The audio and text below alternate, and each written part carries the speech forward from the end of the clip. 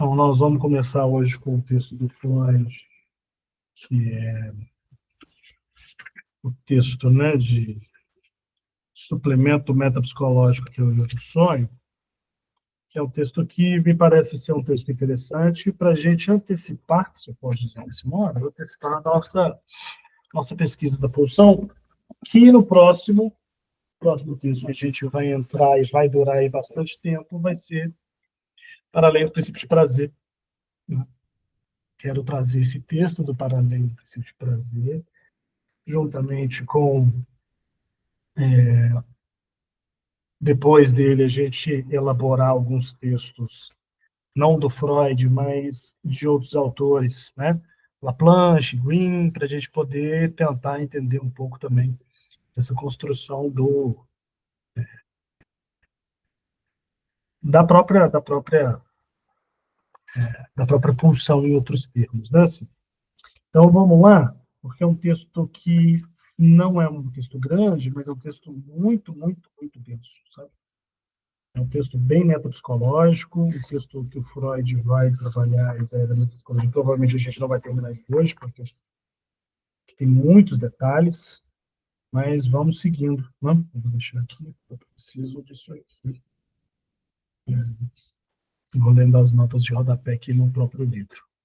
Pois bem, em nossas pesquisas psicanalíticas, constatamos com frequência como pode ser vantajoso utilizar certos estados e fenômenos que podemos conceber como versões normais ou modelos prototípicos, né, de estados afetivos, por exemplo, luto e apaixonamento, ou o estado de sono e o fenômeno de sonhar, para compará-los com as chamadas afecções patológicas. Né? Como ele vai entender que ele vai trazer a ideia de que é possível a gente trabalhar e entender o sonho por uma perspectiva que possa nos apontar quais são, né? Quais são os tipos, o que é que acontece nas nossas condições do sonho. Apliquemos, né? Pois este procedimento ao sonho e ao sonhar. Geralmente, não atentamos para o fato de que todas as noites o ser humano retira os envoltórios com que recobre sua pele, bem como as próteses, que utilizam diuturnamente para compensar algumas de suas deficiências, tais como óculos, peruca, dentadura e etc. Poderíamos acrescentar que, ao preparar-se para dormir, né, o sujeito ele lida com sua psique de modo análogo ao que se faz com o corpo, né? Despindo-se e abrindo mão da maior parte de suas aquisições psíquicas, de modo que, pelos dois lados, ocorre uma notável restauração da situação original, a partir da qual se inicia o desenvolvimento da vida. Então, aqui a gente tem uma certa ideia que ele já vai dizendo que há um movimento de retirar aquilo que foi constatado diurnamente, né? Ou seja, durante o dia, na hora do sono, a gente vai retirando alguns elementos que não nos importam, né, da consciência, para que esses elementos inconscientes apareçam. Né? Referimos-nos ao fato de que o ato de dormir reativa somaticamente as condições encontradas no ventre da mãe, quando havia condições de repouso, calor e isolamento dos estímulos. Aqui vai ter uma nota, né, da Standard, né, que vai dizer sobre as observações, né, eu acho, na verdade não é uma nota da Standard, né, é uma nota do tradutor. Eu acho que ela não nos interessa o suficiente. Está aqui, o tradutor nota. Aliás, ao dormirem, muitas pessoas voltam até a ficar na posição fetal. Aqui a gente já vai começando a ver uma certa loucurinha de Freud, né? 1917, o Freud já é um pouco maluquinho, nessa condição de forçar um rolê. podemos afirmar que o estado psíquico de quem está dormindo caracteriza-se por uma quase total retirada do mundo que o circunda e pela cessação de todos os interesses dele. Interessante isso aqui, porque isso aqui a gente já começa a entender que o que Freud quer colocar para a gente é essa condição de que vai ter alguma coisa que no sonho, no momento do sono, né, do estado de sono, o sujeito vai retirar tudo aquilo que seja da consciência e do mundo externo. Se eu retiro tudo do mundo externo, o que me sobra é somente aquilo de uma realidade interna, né? Ou seja, o inconsciente. Quando se analisam os estados psiconeuróticos, notam-se que em todos eles, as assim chamadas regressões temporais, aqui nós vamos entender daqui a pouco, que há um montante de retrocesso no desenvolvimento peculiar, né? A cada desenvolvimento do eu e do... Não, desculpa, a cada desses estados. E aqui é interessante a gente lembrar. Podemos distinguir duas dessas regressões, né? O desenvolvimento do eu e o desenvolvimento da libido. Eu acho interessante isso, sim, que no primeiro, no estado de sono, esta última, ou seja, o desenvolvimento da libido, regride até um ponto que se restaura o narcisismo primitivo. Tá?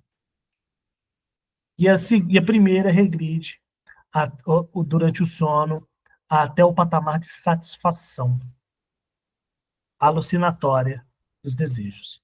E aqui é interessante que o desenvolvimento do eu, ele regredir a uma satisfação alucinatória dos desejos, é uma alucinação infantil, né? Quase a sensação de satisfação alucinatória do bebê. E aí faz todo sentido, porque o narcisismo primitivo, eu leio como narcisismo primário, sobretudo, é o narcisismo que antecede a castração. Né? Então, se minha libido está em volta de um narcisismo no qual o meu eu é o próprio objeto de meu investimento e não o mundo externo, a alucinação, a satisfação alucinatória vai estar presente. Né? É muito comum a gente ver um bebê que bebe, toma o seu leitinho ou qualquer outra coisa, ele cair assim num sono profundo, enquanto mama, né? Aquela é a sensação de satisfação alucinatória. Então tem alguma coisa que recobre, no qual aquele bebê vai dizer, olha, o que importa é somente isso aqui. Nada mais na minha vida importa, além dessa minha sensação única de regressão e satisfação. Né? Então, nesse momento, parece que esse soninho nos leva a este lugar. E eu acho interessante isso, porque o sono é uma coisa muito absurda de gostosa. Né? A gente tem uma sensação de sono e uma sensação de luta contra ele, inclusive, assim, que a gente sempre perde, mas é isso, assim, a gente começa meio que a alucinar, né, quando a gente está com muito sono. E uma das maiores torturas que existem é o impedimento do dormir, né? Das torturas mais dolorosas é você impedir a pessoa de dormir, porque ela começa a alucinar, começa a ficar louca. Né? Então é isso, assim. O sono, ele vem como uma condição de uma satisfação alucinatória, fazendo esse eu regredir, né, ao narcisismo primário. A diferença do narcisismo primário para o secundário é que o primário, o eu é o objeto investido. Né? Enquanto o secundário, o objeto externo é o objeto investido, para que eu possa retornar, ter uma satisfação vinda desse objeto. Então, meu investimento é um investimento externo. Eu sempre digo, libido para Freud é sempre uma energia ligada a um objeto. Neste caso, o eu aqui, que é o objeto investido. Obviamente que o que sabemos a respeito das características psíquicas, né, do estado do sono foi obtido por meio de estudos do sonho. Embora o sonho nos mostre a pessoa, né, nos mostre a pessoa acordada, inevitavelmente ela também nos revela as características do sono em si. Inicialmente, a observação desses fenômenos nos permitiu descobrir algumas peculiaridades do sonho que naquele momento não poderíamos compreender, mas que agora podemos formular com mais facilidade. Sabemos que o sonho é absolutamente egoísta. E aqui eu queria depois a gente poder fazer uma coisa, assim. Não deu tempo, infelizmente, mas eu fiquei nessa sensação, porque a nota de rodapé vai levar a gente para a 26ª Conferência Introdutória de 1916 e 1917, que ele vai falar sobre o egoísmo e o narcisismo. Infelizmente, eu não consegui. Mas como a gente não vai terminar esse texto hoje, eu prometo que no próximo encontro eu vou abrir com esta condição que ele vai trazer aqui embaixo, né? Que é o narcisismo e o egoísmo se superpõem, né? Então, eu vou trazer aqui mais detalhadamente esse texto, porque realmente não deu para poder fazer essa amarração. Mas na próximo encontro eu prometo que eu vou abrir a nossa discussão já trazendo esse texto, que me deixou muito curioso também. Eu fui ler lá, eu fui olhar e eu nunca li esse texto. Me deixou muito curioso. E ele diz, né, assim, que o sonho é absolutamente egoísta, é que devemos considerar que o personagem principal das cenas é sempre o próprio sonhador. Né? Então, isso aqui deixa a gente muito interessado na clínica, né? Quando as pessoas vêm trazer os seus sonhos para o consultório. Entender que todo personagem que está ali, que é o que morre, o que mata, diz do próprio sonhador. Pela essa condição, por essa competência de que o sonho é absolutamente egoísta. Né? Isso pode ser facilmente deduzido a partir do narcisismo inerente ao estado do sono. Né? Narcisismo e egoísmo se superpõem. A palavra narcisismo apenas enfatiza que o egoísmo também é um fenômeno libidinal. Ou, em outras palavras, que o narcisismo é o complemento libidinal do egoísmo. E aí, novamente, há um indício, né, e a indicação sobre esse texto, 26ª Conferências Introdutórias. E aqui me deixa mais ainda curioso para saber do que se trata esse texto. Também podemos hoje compreender em que reside a amplamente reconhecida, considerada tão enigmática, capacidade diagnóstica do sonho, que aponta para os males físicos e ainda incipientes. Incipientes. Veja bem. Sabemos que nos sonhos eles podem ser sentidos mais cedo e mais claramente do que em estado de vigília. É também digno de nota que todas as sensações físicas reais se mantenham exageradamente aumentadas. Né? Podemos afirmar que este aumento é de natureza hipocondríaca e tem como pressuposto que todo investimento psíquico, antes dirigido ao mundo exterior, agora foi recolhido para o próprio eu, tornando possível a percepção precoce das alterações físicas que, durante a vigília, permaneceriam despercebidas por meio de algum tempo. Isso aqui me faz pensar em duas condições, né? Sobretudo aqui. Me faz pensar em duas condições. Me faz pensar no estado de sono da hipnose, né? Assim, que esse ponto da hipnose né? Assim, que aquilo que era dirigido para o mundo agora é completamente para dentro do próprio eu. Possível a percepção precoce da alteração física, que durante a vigília permaneceriam despercebidas por algum tempo, mas, sobretudo, do estado de obnubilação, né? Aquele estado que a gente está entre o dormir e o acordado, né? Que a gente está deitado assistindo um filme e a gente começa a sonhar com o filme que está passando. E aí escuta um barulho e no seu filme, na sua cabeça aquele barulho acontece e você dá um espasmo, né? Ou seja, ainda tem uma condição física ligada ao psíquico, porém o psíquico já é outro, né? Já está sobre outra ordem. Não sei se vocês tiveram essa impressão, né? Vocês leram. Mas eu tive essa impressão de que quando eu tenho esse momento de vigília, que eu sou investido sob um mundo externo, porém ele está completamente controlado já pelo estado de sono, o meu corpo ainda reage. Os sonhos nos indicam que algo estava acontecendo durante o sono e pretendia perturbar. E mais, os sonhos permitem-nos compreender de que forma essas perturbações puderam ser desviadas. Notemos que, ao final, a pessoa que estava dormindo acabou por sonhar e conseguiu continuar com seu sono, enquanto a exigência interna que pretendia chamar sua atenção, perturbando o seu sono, foi substituída e aparece no sonho como se fosse uma vivência externa cujas demandas foram atendidas. Ou seja, um sonho também é uma projeção, uma exteriorização de um processo interno. Alguém quer fazer algum comentário até aqui? Não? Lembremos-nos de que, já em outra ocasião, nos deparamos com a projeção como um mecanismo de defesa. Né? O Abiver, aqui, enquanto uma tradução, vamos pular as traduções, né? Nesse sentido aqui.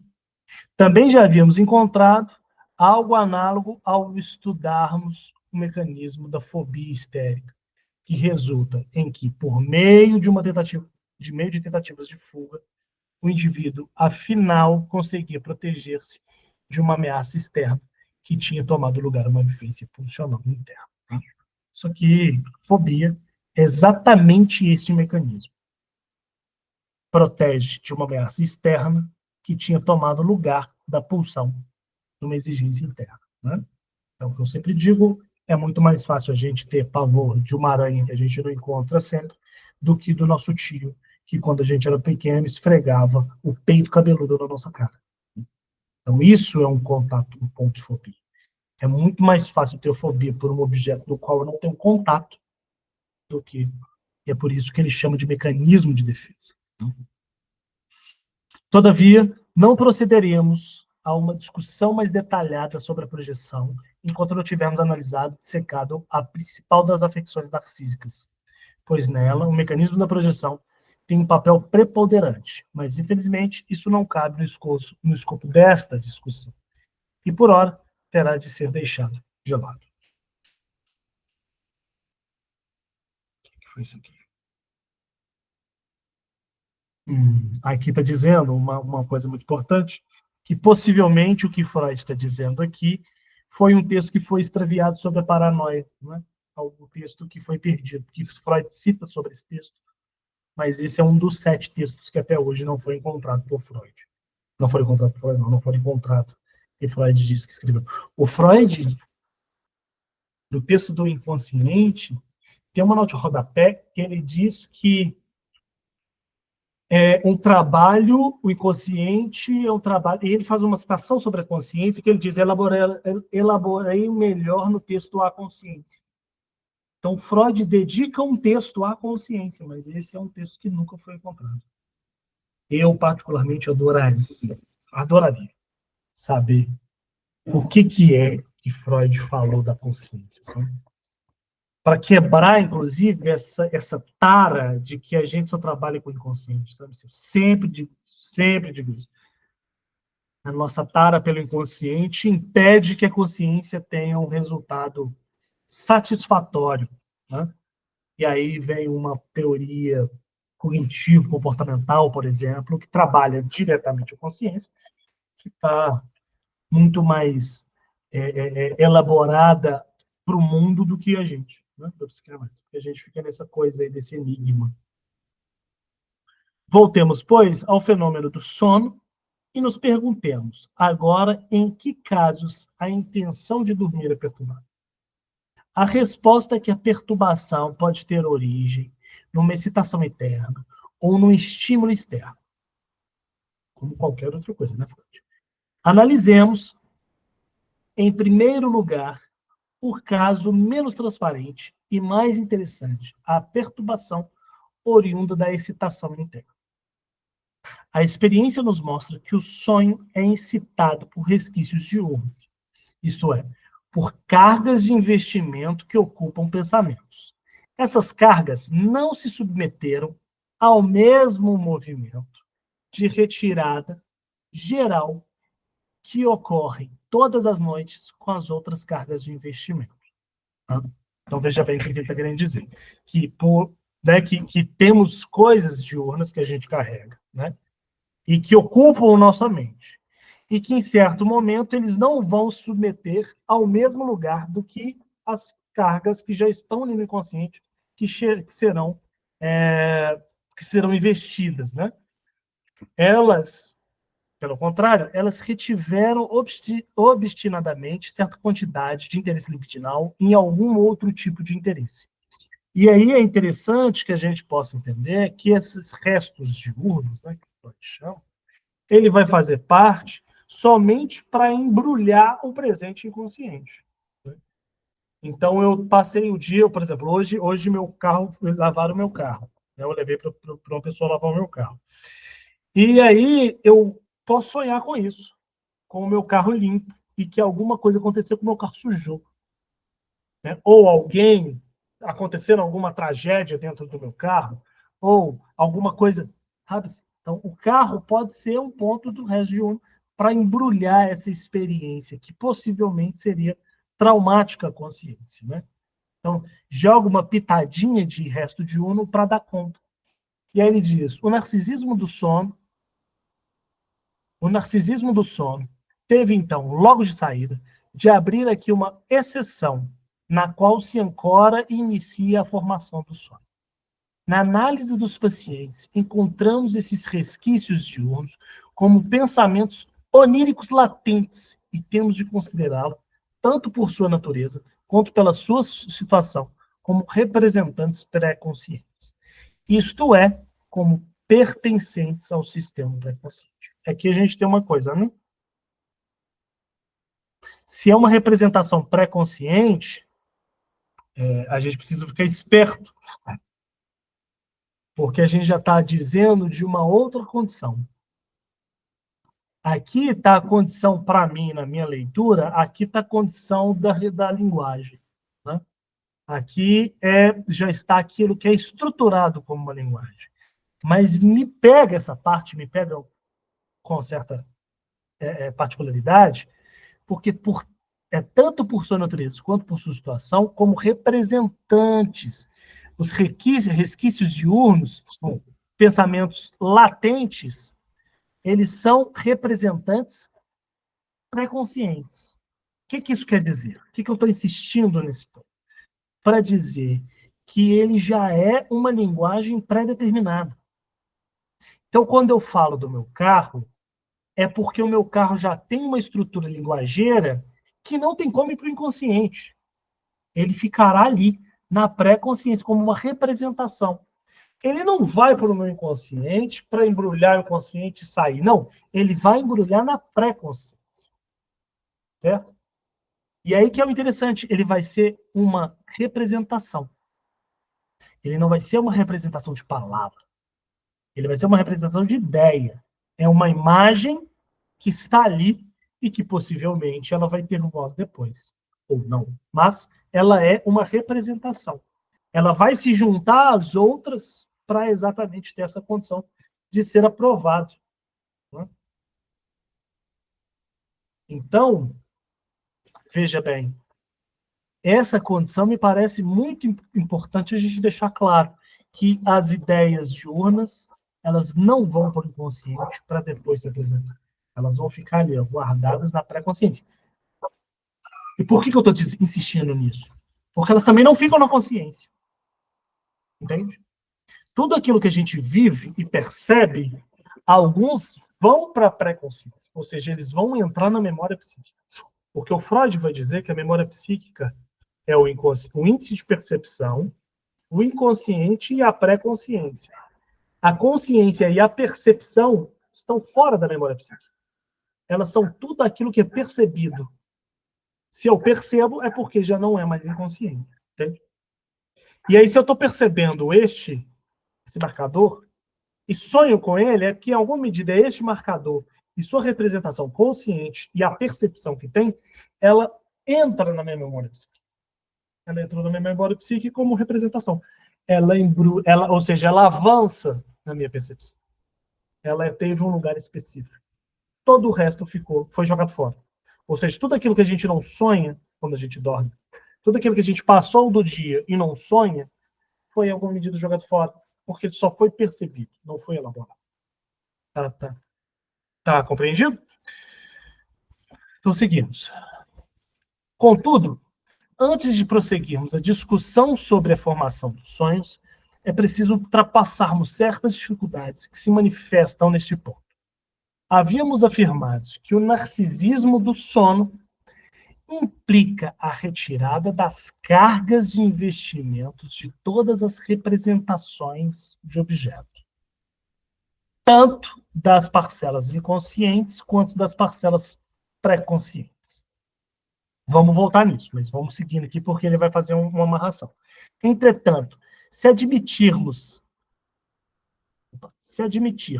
que determinados resquícios diurnos continuaram retendo seu investimento, é pouco crível que estes sejam capazes de acumular quantidade de energia durante a noite a ponto de forçarem o consciente a prestar atenção neles. Fica claro para vocês essa parte? Vamos destrinchar isso aqui, porque isso é muito importante. Havíamos afirmado que o narcisismo do sono implica a retirada da carga de investimento de todas as representações de objeto, tanto do inconsciente quanto das parcelas pré-conscientes. Ou seja, tudo aquilo que estiver na memória psíquica não consciente é retirado do investimento. E aí ele diz, se a gente admitir que determinados restos de ônus continuaram retendo seu investimento, é pouco provável que estes sejam capazes de acumular energia durante a noite, a ponto de forçarem a consciência a prestar atenção nele. Porque olha a jogada interessante. Se eu tenho o meu carro no sonho, e o meu carro acumula uma quantidade à noite de energia, aquilo que vai causar prováveis desconfortos na consciência passarão despercebidos, porque a consciência já conhece o meu carro. Então, o que o sonho faz? Ele investe e acumula, assim, ele tem uma certa energia para que ele seja, para que a consciência encontre, para que os outros passem. Então, por isso que eu reforço que há um embrulho, os restos diurnos encontram um embrulho. Mas aí está o ponto, ele não embrulha completamente. Né? É um embrulho que vai deixando uns espaços para que a coisa apareça. Né? Porque senão não faz sentido também se ele embrulhar tudo. Vai ser só resto diurno. Né? Então, veja bem, se a gente admitir que determinados restos diurnos continuaram retendo seu investimento, é pouco provável que seja capaz de acumular a energia durante a noite, a ponto de forçar a consciência a prestar atenção nele. Mas a consciência não está ali. Ou seja, ele está no lugar da pré-consciência, trazendo os objetos, as representações de objetos. Quando acorda com uma certa explosão na consciência. Diferente de um processo comum, que é o quê? Que é investir no objeto inconsciente, para que esse objeto tenha palavra, para que essa palavra se ligue ao afeto. Não, vai tudo de uma vez como uma certa explosão.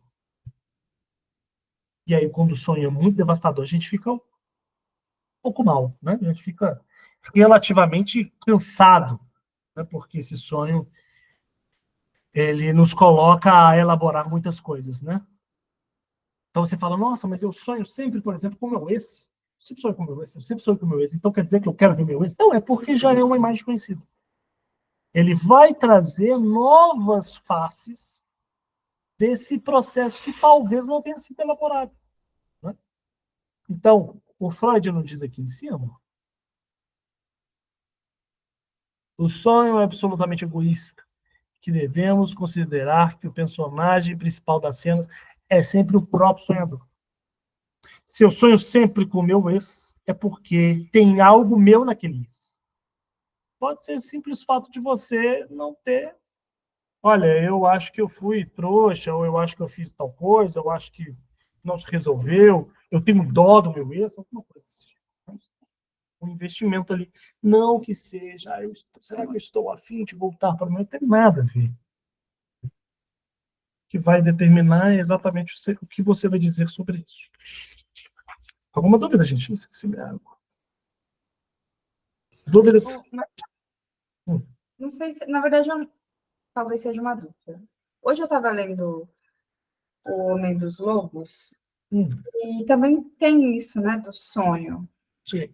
Ele está falando, eu estou pensando aqui,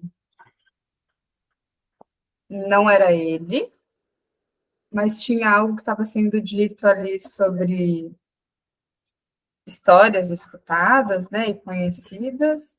Aí também tem aquela história do lobo sem rabo, raposa sem rabo, que está dizendo, então, sobre a castração ali, é isso? Ana, o Homem dos Lobos é um caso que muitas pessoas dizem que o Freud errou o diagnóstico. Eles falam que o Homem dos Lobos é uma psicose. É, por isso que eu estou relendo, estou até pegando alguns outros, tipo a Falo, outros, para ir compreendendo hoje de uma outra forma, né? Mas é que você estava falando disso dos sonhos, aí eu fiquei pensando se de alguma forma conversava com isso que ele traz. Sim, mas conversa. Assim. Levando em conta que o sonho, os restos diurnos de um sujeito psicótico, eles se confundem à alucinação.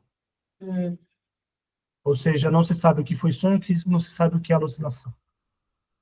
Porque ele não tem esse embrulho. Tudo está ali, o tempo todo. Então, por isso que é um ser de muita angústia. Porque ele está o tempo todo produzindo inconscientemente. Imagina você que está na sua análise e sai de lá após uma demonstração do inconsciente e que você fica mal, assim. Tipo, poxa, isso aqui é muito forte, né? Imagina você neste estado de produção inconsciente a vida toda. Por isso que é um estado de muita angústia. Por isso que é um corpo angustiado. E o Freud é categórico, né? Assim, ou você requer o sintoma, ou recorre à inibição para não causar angústia.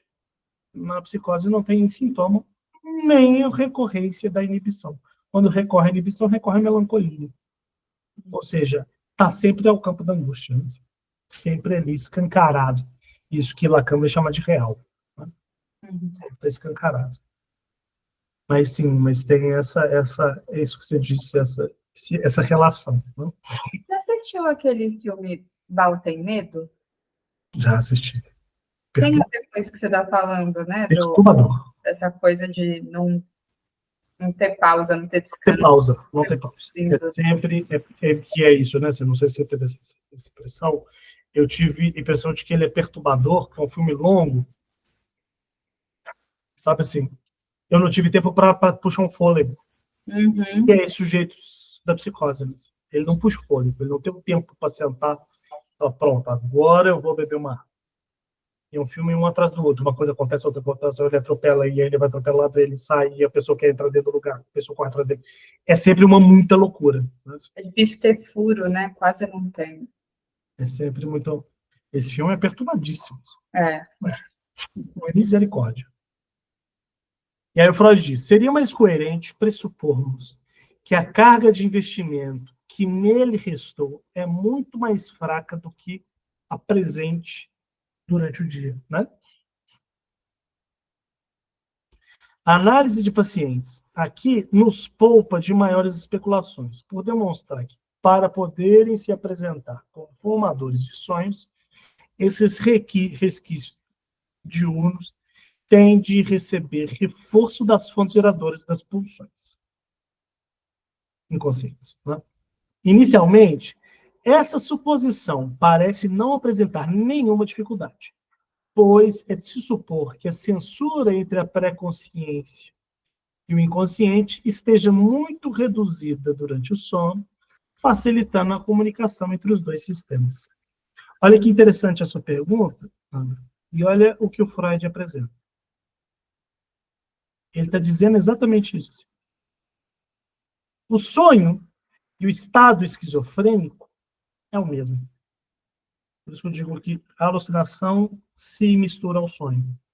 Porque isso que eles chamam de censura é o trabalho do recalque secundário. O que separa o inconsciente da pré-consciência é o recalque secundário. E quando, no sono, ele facilita, ele reduz, né, o recalque dorme junto, a gente fica esquizofrênico. Por isso que a gente está dormindo. Então, assim, se a gente acordar com uma consideração, me passou uma coisa pela cabeça aqui agora, mas eu acho que não faz muito a ver, né? Eu preciso pensar um pouco mais. Eu pensei no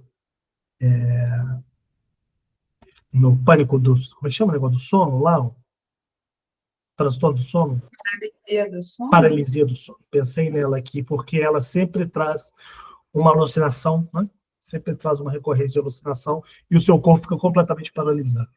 Eu preciso pensar um pouco mais se caberia nessa situação de acordar em um estado de sono. Entende o que eu quero dizer?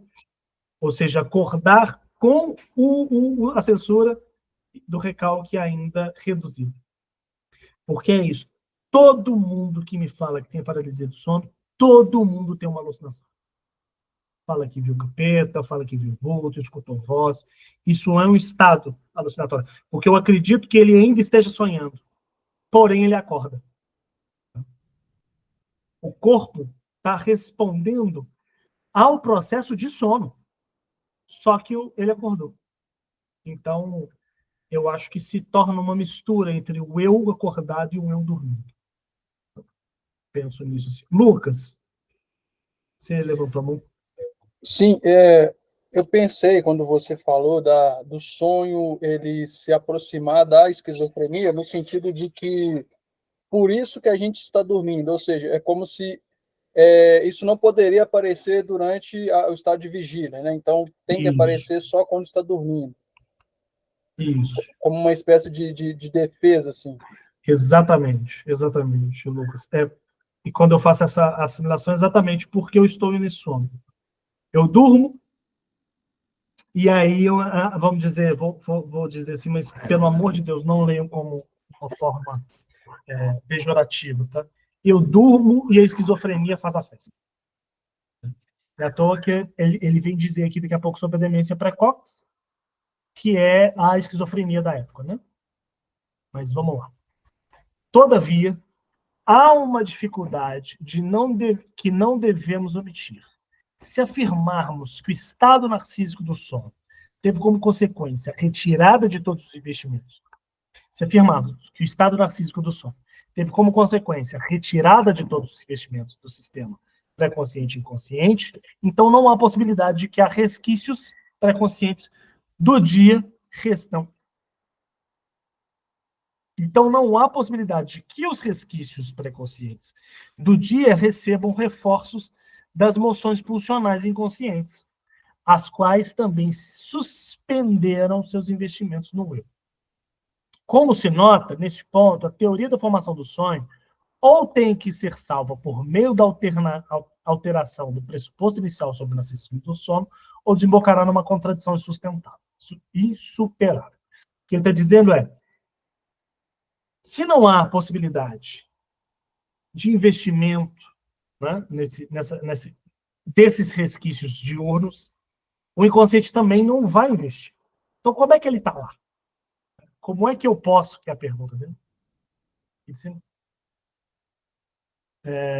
os casos de intenção de dormir perturbado. Como é que eu posso investir no sonho se aquilo que está lá tem pouco investimento, porque ele já passou o dia sendo investido, por isso que é narcísico, por isso que eu acho que o Freud foi feliz em dizer de narcisismo do sono, porque eu sempre vou investir em algo diurno, que já estava sendo investido durante o dia, eu recolho para mim, mantenho, né? Isso acontece muito quando a gente é mais jovem, inclusive, assim. Quando eu jogo, eu lembro de toda vez que eu jogava um jogo diferente, que eu queria muito jogar, eu jogava o jogo e esse jogo ele era investido por mim e eu sonhava com o jogo. Claro que eu ia sonhar com esse jogo. The Sims, eu já sonhei com The Sims inúmeras vezes, que eu amava The Sims. Então eu jogava tanto The Sims que eu sonhava com The Sims. Ou seja, tem investimento. Aquele objeto ainda será investido no sonho. Mas o negócio é que, será que esse investimento se sustenta para investir nos próximos? Essa me parece ser a pergunta do Freud. Aquilo que é do inconsciente é sustentado por quem, meu amigo? Né? Eu acho que aqui, que é o que sustenta o título do texto, né? Suplemento à metapsicologia da teoria do sonho. Que me parece que ficou esse buraco. O sonho. Quem está investindo nesse sonho? De fato, como também se constatará adiante, um pressuposto mais restritivo a respeito do narcisismo não só se impõe à teoria dos sonhos, mas também à teoria da demência. Que, relativamente, ele me parece que ele está dizendo, a nota de rodapé é exatamente dizendo, não está claro a que isso se refere, mas para mim ele se refere à esquizofrenia, diante de todo o trabalho que ele vem fazendo sobre a metapsicologia. Ele só pode ser enunciado do seguinte modo: a parcela recalcada, veja a importância disso aqui agora, a parcela recalcada do sistema inconsciente não obedece ao desejo de dormir do eu. Pois, depois a gente leu isso aqui, pois, devido ao processo de recalque, já havia criado para si certa independência em relação ao domínio do eu. Ela é capaz de reter ao todo ou parte sua carga de investimento. Então, veja bem, a parcela recalcada do inconsciente não obedece o desejo de dormir. Não quer. Porque esse processo de recalque já havia criado uma independência em relação ao eu dominante. Certo montante da carga de investimento empregada no processo de sustentar o recalque, ou seja, do contra-investimento, tem de ser mantido na atividade ao longo da noite para fazer frente ao perigo funcional que se mantém ativo. Vamos ler tudo, depois a gente destrincha. Contudo, o fato de ocorrer uma obstrução noturna que impede o acesso às vias que vinculam e liberam o afeto e a motilidade provavelmente reduz em muita quantidade de energia para sustentar esse contra-investimento. Nossa, que parágrafo imenso. Eu lembro do meu orientador falando assim, parágrafo com mais de 12 linhas é cansativo. O Freud não quis nem saber. Concebamos aqui, então, a seguinte maneira. Antes da gente chegar no conceber da seguinte maneira, vamos pensar aqui rapidinho, para a gente ter um início de entendimento do que ele está falando. Veja bem, tem recalque. Se tem recalque, é porque o recalque não quer que o inconsciente possa agir. Ou seja, aquilo que foi recalcado do inconsciente não obedece o desejo de dormir. Não quer dormir. Porque quando dormir, perderá o investimento que o inconsciente fez dele. Né? Então, ele vai dizer, esse montante de investimento impregnada no processo de sustentar o recalque tem de ser mantido em atividade ao longo da noite para fazer frente ao perigo pulsional. Ou seja, isso que foi investido durante o dia no recalque para impedir que as coisas ultrapassem para a consciência, precisa ser mantido no sono. Mas é que está o negócio. O sono impede que o acesso às vias vincule e liberem o afeto. Ou seja, o fato de ocorrer uma obstrução noturna, ou seja, o recalque ter sido diminuído suas forças por causa do sono, impede o acesso às vias que vinculam e liberam o afeto e a motilidade. Provavelmente reduz muita quantidade de energia necessária para sustentar esse contra-investimento. Por quê? Porque quem mantém a força da quantidade de energia é o afeto, é o corpo consciente. Então, eu ter consciência do meu corpo. A consciência não é ter consciência de que eu tenho um braço, não. É ter consciência, ter percepção das coisas. Isso é energia. O que faz eu, Ana Paula, Débora, Mariana e Lucas estarem aqui hoje é o afeto. Porque o que acontece quando eu caio no sono? Redução de energia. Se eu reduzo energia, automaticamente o inconsciente não poderá mais fazer o seu contra-investimento. permitindo, então, que o inconsciente eleja um objeto diurno. É como se a gente pensasse do seguinte modo, gente. Veja bem, imagine, você está pegando no sono, e aí tudo aquilo que você passou do dia está sendo deixado, está sendo apagado. E aí o inconsciente elege um objeto e fala, você vai ficar aqui com a gente. Porque você ainda tem um investimento do recalque. Percebe? Onde é que está o negócio? Se você tem um investimento deles, eu vou entrar em você, porque eu estarei sendo investido. Logo, eu estarei sendo desejado. Eu estarei sendo clareado. Então, o resto diurno serve como um boi de piranha do inconsciente.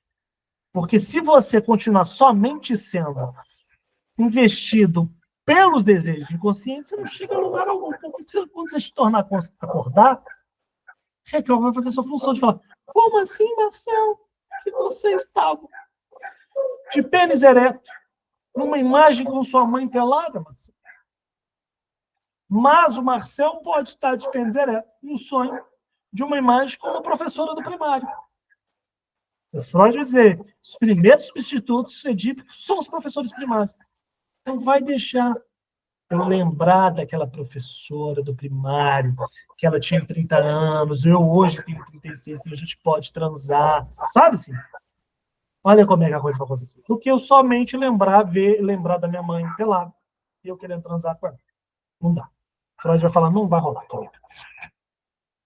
Concebamos, então, da seguinte maneira, a situação que leva à formação do sonho. O desejo de dormir tenta recolher todas as cargas de investimentos que haviam sido feitas pelo eu em direção aos objetos e tentam, assim, produzir à noite um narcisismo absoluto.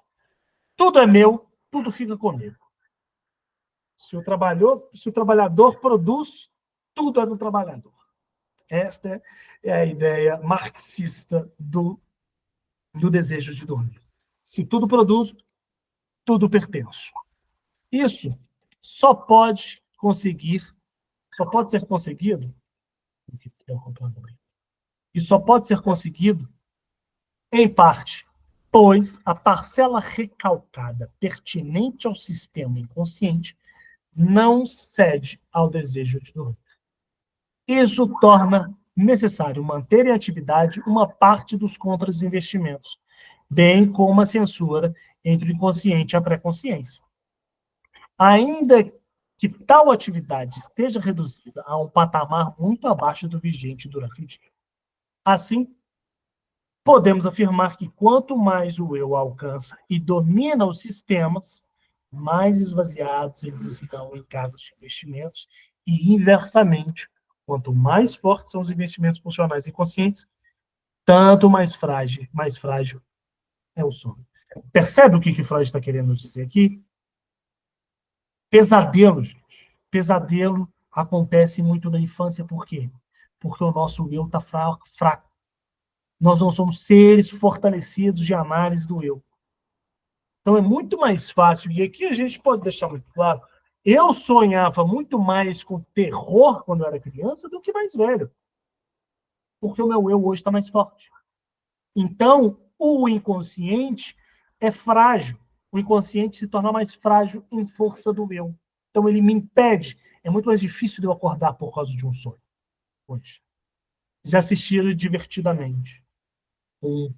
Quando eles começam a fazer aquela loucura para acordar a Riley no sonho, coloca lá o bicho grandão, etc. Aquilo é o inconsciente mostrando sua força. Por quê, Ana Paula?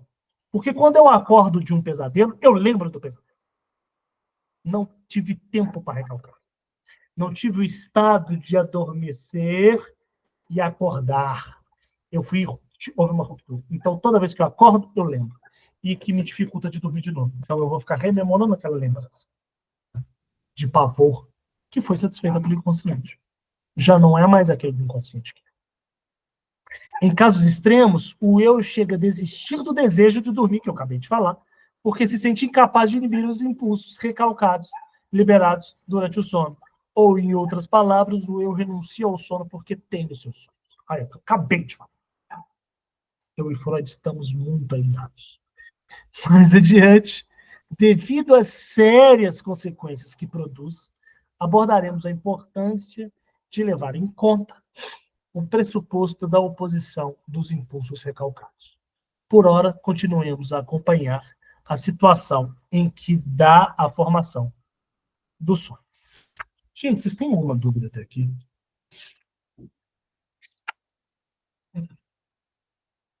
Não? Então vamos lá. Aqui a gente vai, eu queria que a gente entrar, mas não tanto, tá? Porque não vai dar tempo. Nós temos só mais ou menos 20 minutos de aula. Porque aqui o pau vai começar a comer, a metapsicologia vai comer solta aqui agora. Então eu só quero entrar neste parágrafo, que é a abertura, e talvez a gente chegue também a falar deste parágrafo imenso de uma página inteira. Acho que vai dar para a gente poder falar dos dois. Mas vamos lá. Temos de enfrentar agora uma segunda ruptura na coerência, na teoria, sobre o sonho, o narcisismo do sono. Nota de rodapé. A primeira é a rebeldia dos impulsos recalcados. Né? Então, ele vai dizer que essa aqui é a primeira. Essa aqui é a rebeldia. Né? E essa aqui é a segunda. Qual é a segunda? A possibilidade, antes mencionada, de que também alguns dos pensamentos diurnos pré-conscientes se mostram resistentes e mantenham durante o sono uma parte da carga de investimento. No fundo, os dois casos podem ser considerados idênticos. Quais? A resistência dos resquícios diurnos pode ser atribuída à conexão com os impulsos inconscientes. Vamos lá. A resistência dos resquícios diurnos pode ser atribuída à conexão aos impulsos inconscientes. Nós falamos disso agora há pouco. O inconsciente pega isso para dizer, olha, eu vou estar aqui junto de você com esse investimento que ainda lhe resta do dia, né? Já existentes e ativos durante o estado de vigília. Mas talvez as coisas não ocorram de uma maneira tão simples.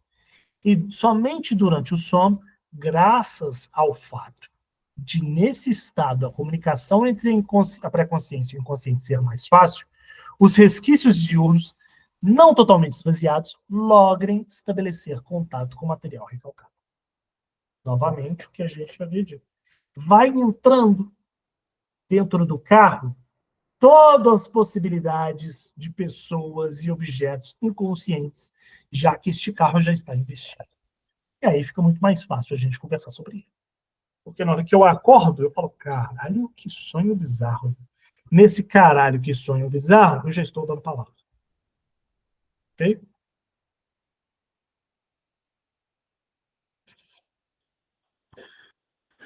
Nossa, essa cadeira está quebrada, e aí eu não posso encostar, porque senão ela me derruba, e eu estou com uma dor nas costas absurda. Preciso urgente conseguir essa cadeira.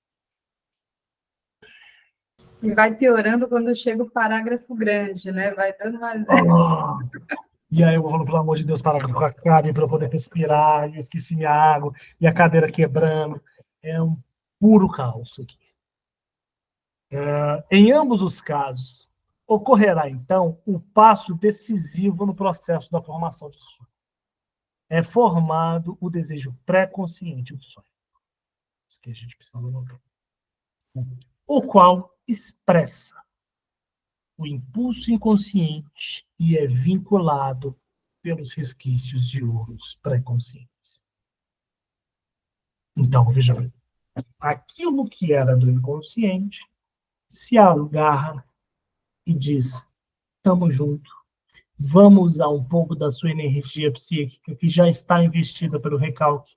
Eu também estarei lá, todos nós estamos juntos. Ninguém solta a mão de ninguém, fechou? É isso. Esse desejo do sonho deve ser claramente diferenciado dos restos diurnos.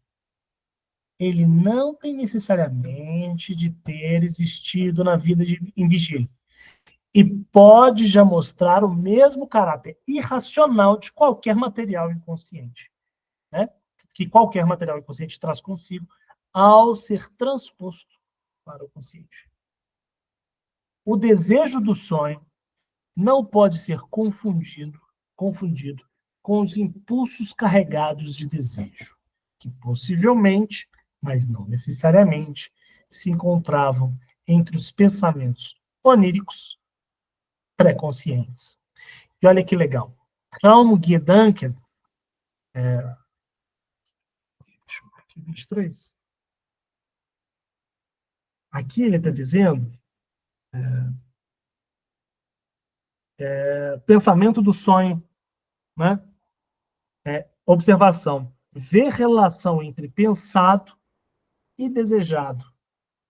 Então, veja bem, tem uma coisa, Duncan, pensar, né? Quando, por exemplo, eu vou falar, eu acho, que é no português eu acho, né? Você acha isso bom?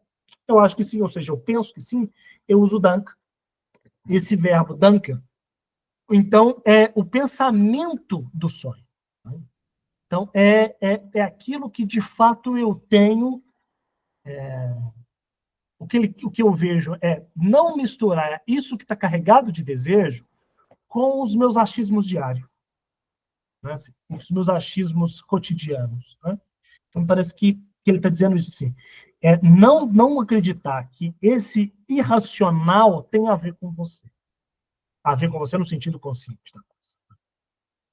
Ele é completamente inconsciente. Então, o que eu quero dizer? O que eu leio do Freud? Quando está o paciente lá na análise e vai contar de um sonho, aquilo que ele não tem uma certa facilidade para dizer, que pode ser esses impulsos carregados de desejo. Então, assim, Marcelo, uma coisa muito peculiar, isso daqui, sabe, assim, porque isso aqui me coloca numa condição de ter que pensar e elaborar, ou seja, já não está pensado. Então, quando precisa de uma certa elaboração de um conteúdo do sonho, é porque não houve um pensamento onírico. Não houve um pensamento do sonho. Ele precisa ser elaborado. Ele não já veio elaborado. Então, aí que eu acho que a gente pode, no momento do atendimento, assim, quando a gente vai fazer o trabalho, é dizer, olha só, tem algo inconsciente seu aqui, porque isso daqui não está elaborado previamente.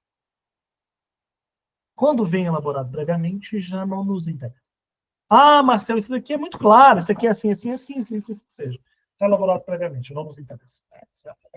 Se, entretanto, tiver havido tais desejos pré-conscientes, o desejo do sonho é acrescentado a eles como os mais efetivos dos reforços.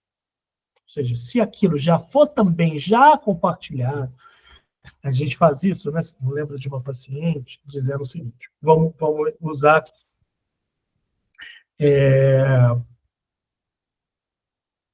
Roger e Rogério, esses nomes. A paciente dizia, estava elaborando uma relação que ela estava muito apaixonada pelo Rogério, sabe? E aí ela, apaixonada pelo Rogério, e ela chega numa sessão e fala, nossa, eu tive um sonho com o meu chefe, e que ele conversava comigo e mostrava as partes íntimas, sabe assim? Uma coisa meio estranha, porque para mim não era absurdo. Se meu chefe fizer isso, eu vou ficar enlouquecido. Mas não era uma coisa absurda. E aí ela não conseguia elaborar muito bem por que disso. Sabe assim? E eu falava, meu Deus, coisa absurda mesmo. Mas por que o chefe? Por que o chefe? Por que o chefe? E aí eu perguntei para ela assim, como é que seu chefe chama? O Roger. E quando ela falou Roger, ela, eita. Ela se depara que o chefe estava ali como isso aqui, ó.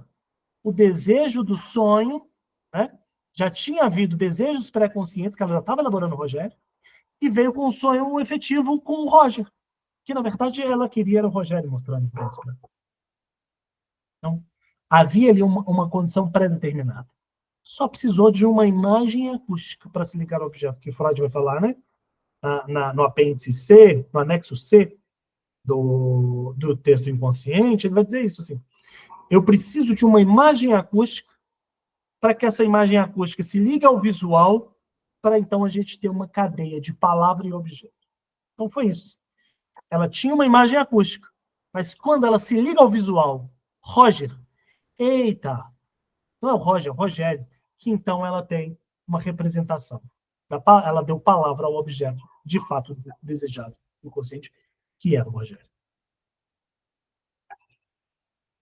Daqui vai dar tempo da gente entrar nesse daqui. Trata-se aqui, então, de discutir os diversos destinos posteriores que este impulso carregado de desejo terá. Ele, em essência, representa uma demanda pulsional, inconsciente, que se constitui no pré-consciente. Demanda pulsional, inconsciente, que se constitui na forma de um desejo do sonho. Isto é, como uma fantasia se realiza. Isso aqui é muito preciso. Em 1908, no texto do Freud, a fantasia e sua relação com a bissexualidade, de 1908. É um texto muito bom, que é um texto que primeira vez que ele vai trabalhar com a fantasia. Ele vai falar sobre isso. De questões pulsionais do desejo que são realizadas, inclusive nas fantasias conscientes. Quando a gente está no ônibus ali encostado, viajando, são realizações de desejo. Que desejo? Desejo que se constitui no pré-consciente. Mas todo desejo é inconsciente. Podemos facilmente chegar à conclusão de que esse impulso poderia ser liquidado em 3 modos diferentes. Pelo caminho que seria o normal durante a vigília, ou seja, forçando a passagem pré-consciente para a consciência, que ali o que faz a separação da pré-consciência com a consciência é a repressão, é o trabalho de cultura, né? Ou contornando o consciente e seguindo um atalho direto para a descarga motora. Sintoma? Ou ainda tomando outro caminho inesperado, que é de fato que podemos acompanhar nas observações diretas. Ato falho, sonho, xiste, etc. No primeiro caso, ele se transforma numa ideia delirante. Qual que é o primeiro caso? Caminho normal, durante a vigília. Ideia delirante, que tem como conteúdo a realização do desejo, mas isso nunca acontece no sono. Embora estejamos pouco familiarizados com os pré-requisitos metapsicológicos em base dos processos. Não tem nada de interessante. O que ele está dizendo, essa ideia delirante, a gente pode pensar no devaneio. Só me dá um minutinho aqui. Não para de ligar aqui.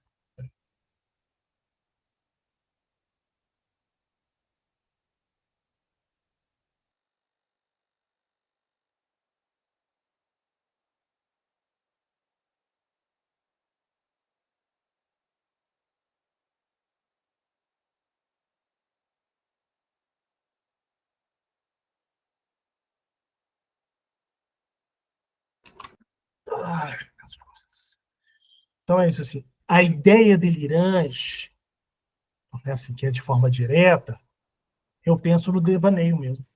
As fantasias acordadas, sonhando acordado. Tá? E aqui, resumidamente, ele vai falar isso. Você está sonhando acordado. O segundo caso, a descarga motora direta também deve ser excluída devido ao mesmo princípio. Pois eu leio. Nossa, a nota de rodapé é imensa. Pois eu leio. Pois o acesso à motilidade geralmente fica ainda um pouco mais afastado da censura consciente, embora às vezes possa ser observado no sonambulismo. Todavia, não sabemos que condições tornam o sonambulismo possíveis, nem porque não ocorre com maior frequência. O que efetivamente ocorre na formação do sonho é uma decisão peculiar e imprevista. O processo iniciado no pré-consciente é já reforçado no inconsciente. Desculpa. O processo iniciado no pré-consciente e já reforçado no inconsciente toma então um caminho inverso, passando pelo inconsciente até chegar à percepção que está impondo ao inconsciente. Gente, é a regressão. Essa regressão é a terceira fase da formação do sonho. Repetimos aqui as outras para melhor visualização. Reforço pelo inconsciente dos requisitos de ônus pré-conscientes e formação do desejo. Gente, acho melhor a gente voltar neste parágrafo depois, né? Para a gente dar continuidade a isso aqui. A gente pode antecipar o nosso encontro para daqui no dia 14? O que vocês acham? Que seria normalmente mesmo. Então, a gente volta no dia 14 com a continuação desse texto, e aí a gente entra no próximo texto, que será que eu gostaria de propor para vocês, que seja além do princípio de prazer. Mas eu acho que seria válido a gente dar continuidade com esse aqui, que já está acabando, não demora muito, mas é porque ele é um texto curto, mas ele é um texto metapsicológico muito cheio de detalhes. Então, eu acho que seria viável a gente dar uma pausa aqui, porque agora ele vai entrar em outra coisa. Então, a gente retorna essa parte e dá continuidade a essa parte aqui, que já é a construção do sonho como um devaneio, como que ele se constitui também como um sintoma, né? Do mesmo caminho que o sintoma, e etc, etc. Ok? Nos encontramos, então, dia 14 e continuamos com o mesmo texto. Vamos seguindo aqui. Qualquer dúvida, mande lá no grupo. Tá bem? Obrigada. Beijos, beijos. Beleza, boa noite. Obrigado. Boa noite.